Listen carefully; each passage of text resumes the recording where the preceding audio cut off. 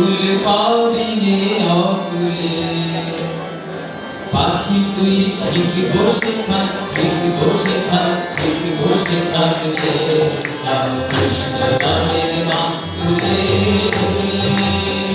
পাখি তুই ঠিক বসে থাক ঠিক বসে থাক ঠিক বসে থাক রে রামকৃষ্ণ নামের মাস্তুলে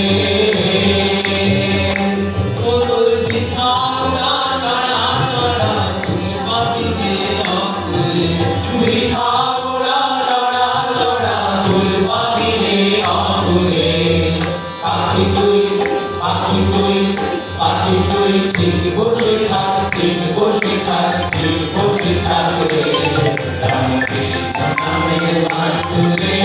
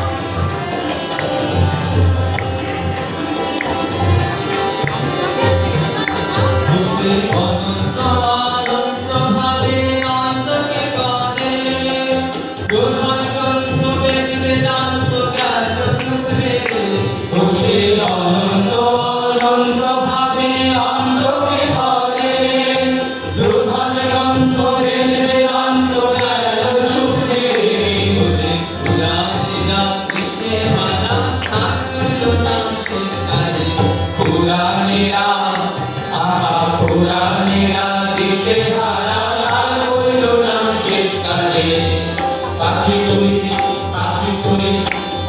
তুই ঠিক বসে থাক ঠিক বসে থাক ঠিক বসে থাক রে রামকৃষ্ণ নামের মাস্তুলে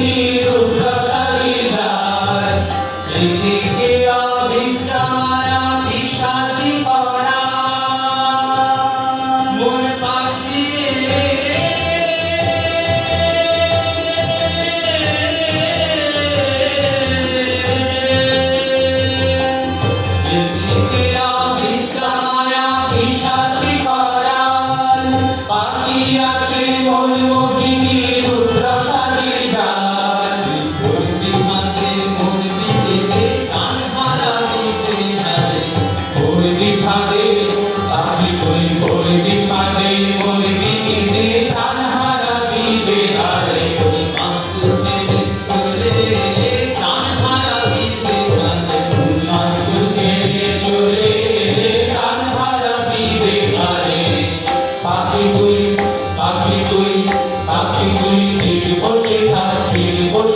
ঠিক বসে থাক রে রামকৃষ্ণ নামের মাস্তুলে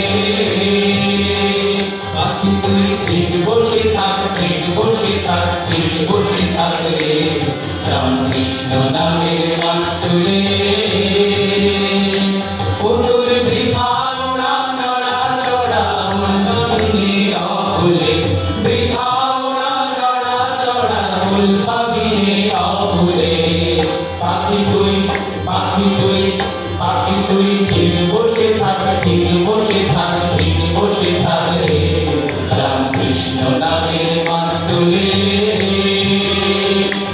তুই ঠিক বসে থাক, ঠিক বসে থাক, ঠিক বসে থাক রে, রামকৃষ্ণ নামের মাস্তুলে। পাখি তুই ঠিক বসে থাক, ঠিক বসে থাক, ঠিক বসে থাক রে, রামকৃষ্ণ নামের মাস্তুলে।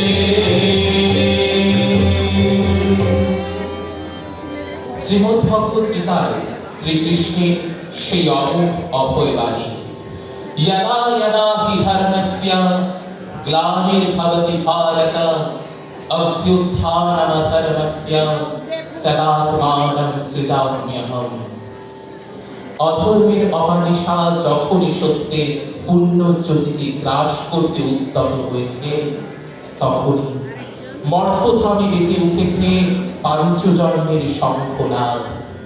কখনো তা শ্রী গৌরাঙ্গের প্রেম প্লাবন, আবার কখনো তা শ্রীরামকৃষ্ণের যোগাবতারী চিরন্তন বাণী, যার উপস্থিতিতে শুষ্ক মরুভূমিতেও নামে ভক্তির মন্দাকিনী, যার চরণতলে এসে যত্র জীব তত্র শিব এই মহামন্ত্রে সকল মত আর সকল পথের কলপ এক অনির্বচনীয় মহামিলনের সুরতানে বিলীন হয়ে যায়।